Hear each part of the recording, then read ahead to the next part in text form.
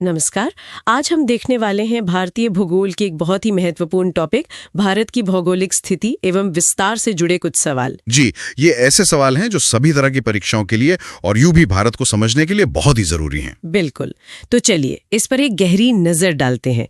पहला सवाल है, निम्नलिखित में से कौन सा स्थान भूमध्य रेखा के निकटतम स्थित है? केप कमोरिन, रामेश्वरम, इंदिरा पॉइंट या इंदिरा कॉल? तो इसका सही उत्तर है इंदिरा पॉइंट। इंदिरा पॉइंट। जी। इससे जुड़े कुछ और तथ्य भी समझ लेते हैं। सबसे पहली बात तो ये कि इंदिरा पॉइंट भारत का सबसे दक्षिणी बिंदु है। अच्छा, मतलब कन्याकुमारी से भी दक्षिण में? हाँ, ये ग्रेट निकोबार द्वीप पर स्थित है। इसका एक पुराना नाम भी था, पिग्मेलियन पॉइंट और पार्सन पॉइंट। और भूमध्य रेखा से इसकी दूरी सिर्फ 876 किलोमीटर है। काफी नजदीक। जी। और एक दुखद बात यह है कि 2004 की सुनामी में ये बिंदु काफी हद तक पानी में डूब गया था। ओके, तो अब अगले सवाल पर चलते हैं। भारतीय भूमि का सर्वाधिक उत्तरी भाग है और विकल्प है Indira point, Parson point, Pygmalion point या इंदिरा कॉल। जी, इसका सही उत्तर है इंदिरा कॉल। इंदिरा कॉल। ये कहाँ पर है? ये सियाचिन ग्लेशियर के पास काराकोरम रेंज में है।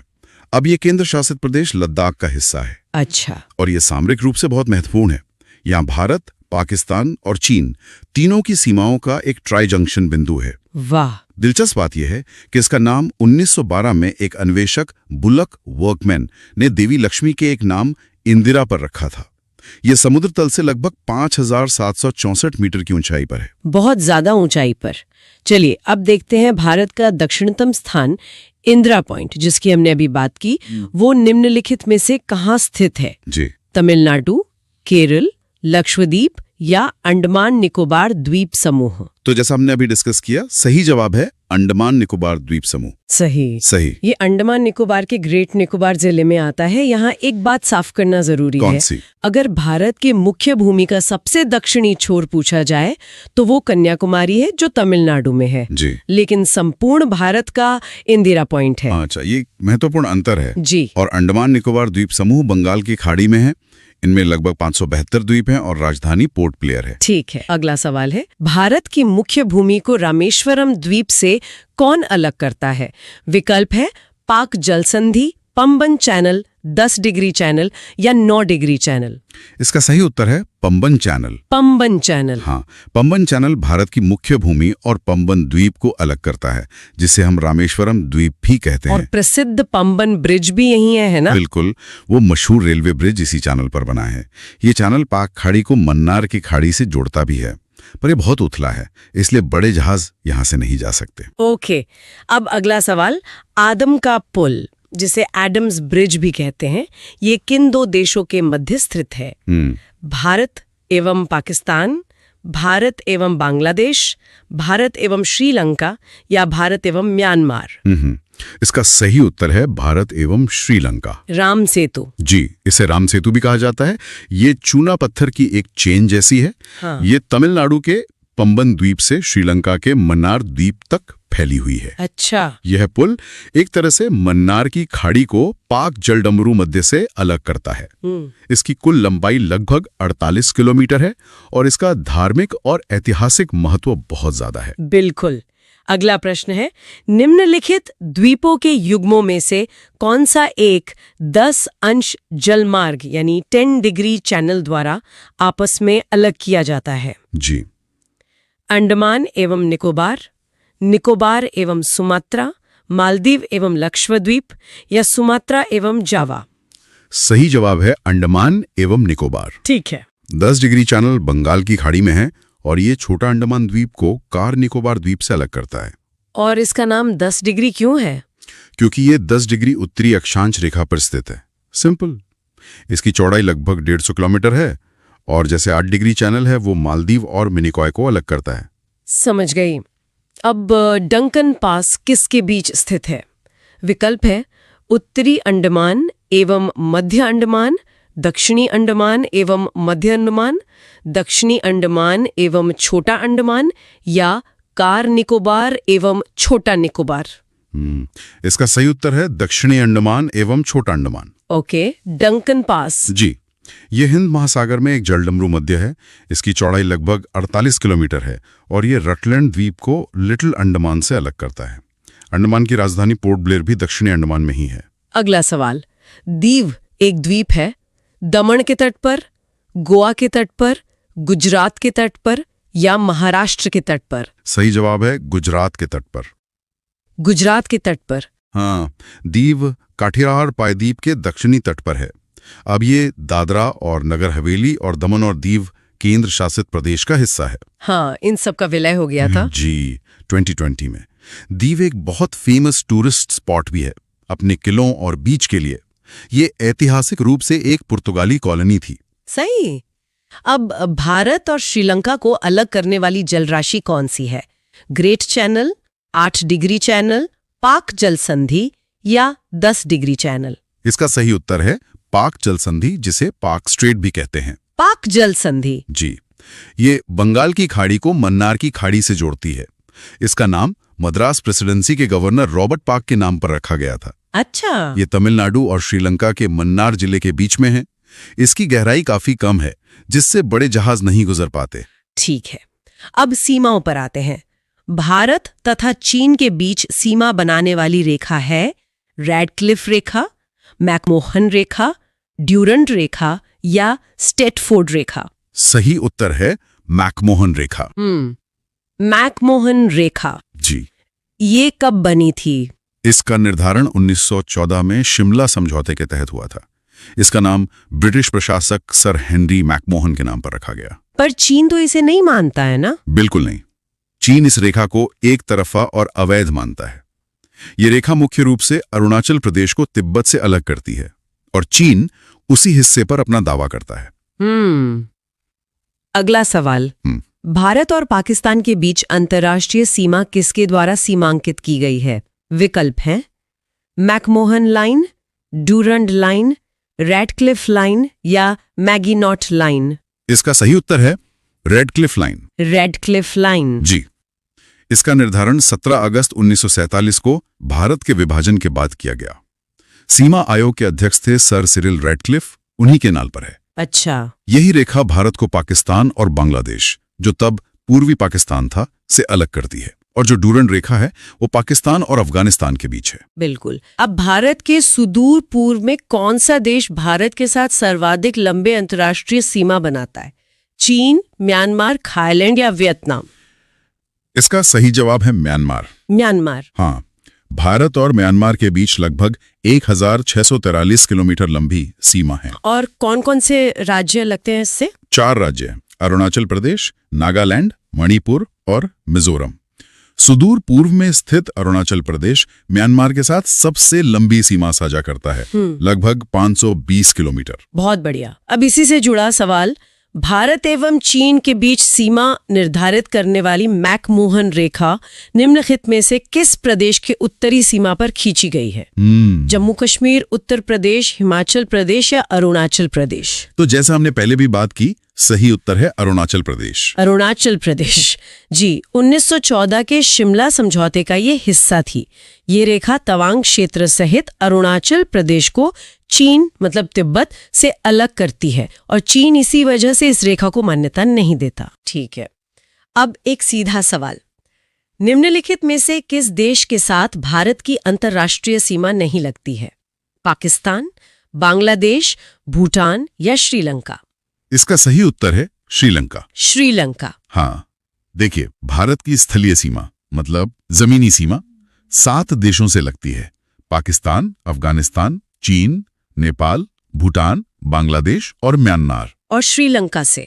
श्रीलंका हमारा पड़ोसी देश तो है, लेकिन उससे हमारी स्थलीय सीमा नहीं बल्कि समुद्री सीमा है। भारत और श्रीलंका पाक जल संधि और मन्नार की खाड़ी से अलग होते हैं। समझ गई। इसी तरह कौन सा देश भारतीय उपमहाद्वीप के अंतर्गत शामिल नहीं किया जाता है? विकल्प है पाकिस्तान, नेपाल, श्रीलंका या भूटान। दिए गए विकल्पों में सही जवाब है श्रीलंका। अच्छा, क्यों? देखिए, भारतीय उपमहाद्वीप एक भौगोलिक इकाई है जो हिमालय की वजह से बाकी एशिया से अलग है। इसमें आमतौर पर भारत, पाकिस्तान, बांग्लादेश, नेपाल और भूटान आते हैं। और श्रीलंका?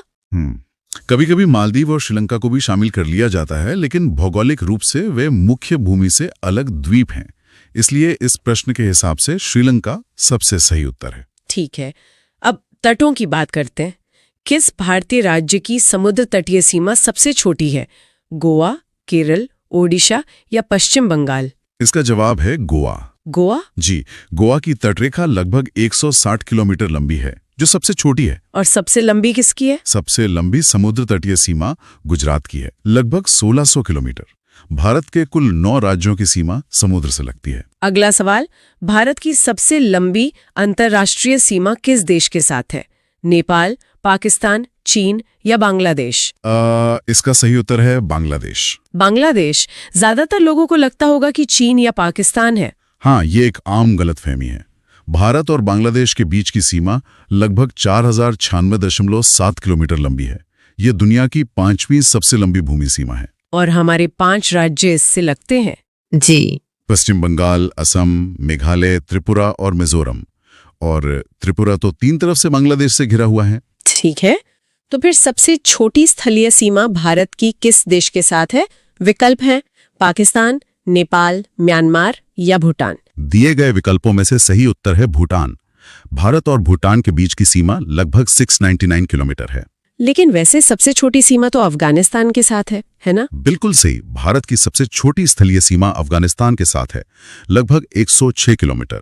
लेकिन वो पाक अधिकृत कश्मीर में है, और चूंकि अफगानिस्तान विकल्प में नहीं है, इसलिए भूटान सही उत्तर है। ओके, अब एक बड़ा सवाल। भारत को निम्नलिखित भौतिक प्रदेशों में विभाजित किया जा सकता है। मैं सीधे सही विकल्प पढ़ती हूँ। जी।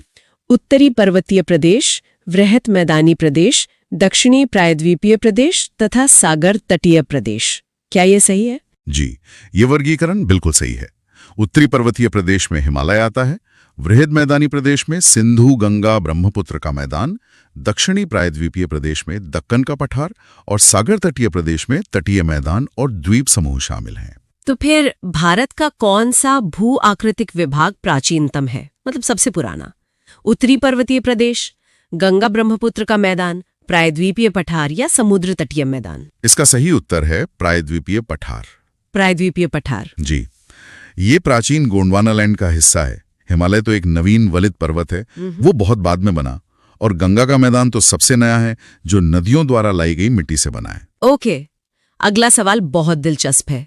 गारो, खासी एवं जयंतिया पहाड़ियां संरचना एवं उत्पत्ति की दृष्टि से निम्नलिखित में से किसका भाग है? हिमालय पर्वत श्रेणी का, पूर्वांचल की पहाड़ी का, अराकानियोमा पर्वत का या प्रायद्वीपीय पठार का? ये एक ट्रिकी सवाल है। इसका सही जवाब है प्रायद्वीपीय पठार का। क्या? लेकिन ये तो मेघालय में है। हाँ, देखने में ये पूर्वांचल हिमालय का हिस्सा लगती हैं, लेकिन भूवैज्ञानिक रूप से ये दक्कन के पठार का ही विस्तार है। माना जाता है कि ये राजमहल की पहाड़ियों से मालदा गैप द्वारा अलग हो गई हैं। ये तो वाकई बहुत दिलचस्प है। जी, विश्व में सबसे ज्यादा वर्षा वाला स्थान मौसिनराम भी खासी पहाड़ियों में ही है। चलिए अब तटों पर वापस आते हैं। निम्नलिखित में से कौन सा तट पश्चिमी तट का भाग नहीं है?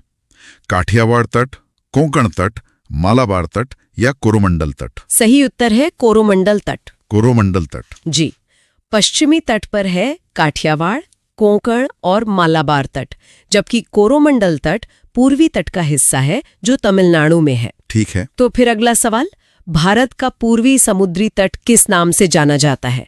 दीघा तट, कोरोमंडल तट, कोंकण तट या मालाबार तट? दिए गए विकल्पों में से सबसे उपयुक्त उत्तर कोरोमंडल तट ही है। ओके। जैसा हमने अभी देखा, कोंकण और मालाबार तो पश्चिमी तट हैं, कोरोमंडल तट पूर्वी तट का दक्षिणी भाग है। और कोंकण तट कहां से कहां तक विस्तृत है? गोवा से कोच्चि, गोवा से दीव, गोवा से दमन या गोवा से मुंबई? दिए गए विकल्पों में से सबसे सटीक उत्तर है गोवा से दमन। गोवा से दमन? जी, आमतौर पर इसका विस्तार उत्तर में दमनगंगा नदी से लेकर दक्षिण में गोवा तक माना जाता है। ये महाराष्ट्र और गोवा के तटीय क्षेत्रों को कवर करता है। ठीक है, अब द्वीपों पर आते हैं। लक्षद्वीप समूह के द्वीपों की उत्पत्ति निम्नलिखित में से किस प्रकार हुई है? ज्वालामुखी उत्पत्ति से, मृदा निक्षेपण से, प्रवाल उत्पत्ति से या इनमें से कोई नहीं? इसका सही उत्तर है प्रवाल उत्पत्ति से। प्रवाल यानी कोरल्स। जी, लक्षद्वीप के द्वीप एटॉल्स हैं, जो प्रवाल भित्तियों मतलब कोरल रीफ्स से बने हैं। ये छोटे समुद्री जीव होते हैं जिनके कंकाल से ये द्वीप बने हैं। लक्षद्वीप भारत का सबसे छोटा केंद्र शासित प्रदेश है और ये अरब सागर में स्थित है। तो फिर भारतीय क्षेत्र में स्थित 2 ज्वालामुखी द्वीप कौन से हैं? कवारती एवं न्यूमूर, पंबन एवं बैरन, बैरन एवं नारकोंडम, या ग्रेट अंडमान व लिटिल निकोबार? सही जवाब है बैरन एवं नारकोंडम। बैरन एवं नारकोंडम। जी, ये दोनों द्वीप अंडमान और निकोबार का हिस्सा हैं। बैरन द्वीप भारत का एकमात्र सक्रिय ज्वालामुखी है। अच्छा, ये अभी भी एक्टिव है? हाँ, हाल के वर्षों में 20 में उद्गार हुए हैं। ओके। और नारकोंडम एक प्रसुप्त मतलब डॉर्मेंट ज्वालामुखी माना जाता है। ओके। एक और द्वीप न्यूमूर द्वीप कहाँ है? अरब सागर में, मन्नार की खाड़ी में, बंगाल की खाड़ी में, या अंडमान सागर में? इसका सही उत्तर है बंगाल की खाड़ी में। इस द्वीप की कहानी भी काफी रोचक है ना? हाँ, ये द्वीप गंगा ब्रह्मपुत्र डेल्टा के तट पर 1970 के भोला चक्रवात के बाद बना था। भारत और बांग्लादेश दोनों इस पर अपना दावा करते थे, लेकिन 2010 में समुद्र के बढ़ते जल स्तर के कारण ये द्वीप पूरी तरह से डूब गया। मतलब विवाद ही खत्म हो गया? जी, प्रकृति ने खुद ही हल कर दिया। अगला सवाल, निम्नलिखित में से कौन एक द्वीप है? दमन, दीव, पुदुचेरी, या दादरा एवं नागर हवेली? सही उत्तर है दीव। दीव। हाँ, दीव एक द्वीप है जो गुजरात के तट से एक चैनल द्वारा अलग होता है। बाकी सब दमन, पुदुचेरी और दादरा नगर हवेली मुख्य भूमि पर स्थित क्षेत्र हैं। ठीक है। अब एक ऐतिहासिक सवाल, स्वतंत्रता से पूर्व कौन सा भारतीय क्षेत्र काला पानी के नाम से जाना जाता था? लक्षद्वीप समूह, अंडमान निकोबार द्वीप समूह, दीव, या अलिया बेट व खदिया बेट? इसका सही जवाब है अंडमान निकोबार द्वीप समूह। काला पानी। जी, ब्रिटिश शासन के दौरान अंडमान निकोबार का उपयोग भारतीय स्वतंत्रता सेनानियों को कैद करने के लिए किया जाता था। पोर्ट ब्लेयर में जो सेल्युलर जेल है, वहीं काला पानी की सजा दी जाती थी। मुख्य भूमि से दूर होने के कारण? हाँ, वहां से भागना लगभग असंभव था। वीर सावरकर जैसे कई क्रांतिकारियों को यहीं रखा गया था। चलिए, आज का आखिरी सवाल, लक्षद्वीप द्वीप समूह कहाँ स्थित है? अरब सागर, बंगाल की खाड़ी, हिंद महासागर, या इनमें से कोई नहीं? इसका सही उत्तर है अरब सागर। अरब सागर। जी, लक्षद्वीप द्वीप समूह केरल तट के पश्चिम में अरब सागर में है। जैसा हमने बात की, ये भारत का सबसे छोटा केंद्र शासित प्रदेश है। इसमें 36 द्वीप हैं और राजधानी कवारती है। तो आज हमने देखा भारत की भौगोलिक स्थिति एवं विस्तार के सभी महत्वपूर्ण प्रश्न। जी, एक बहुत ही अच्छी चर्चा रही। अब आपके लिए एक सवाल, भारत के किस राज्य की सीमा 3 देशों नेपाल, भूटान और चीन से मिलती है? अपना जवाब नीचे कमेंट्स में जरूर बताएं। ये एक अच्छा सवाल है। अगर ये जानकारी अच्छी लगी हो तो इसे लाइक करें, शेयर करें और चैनल को सब्सक्राइब कर लें। आज के लिए इतना ही। बहुत जल्द मिलते हैं एक नई टॉपिक के साथ। नमस्कार। नमस्कार।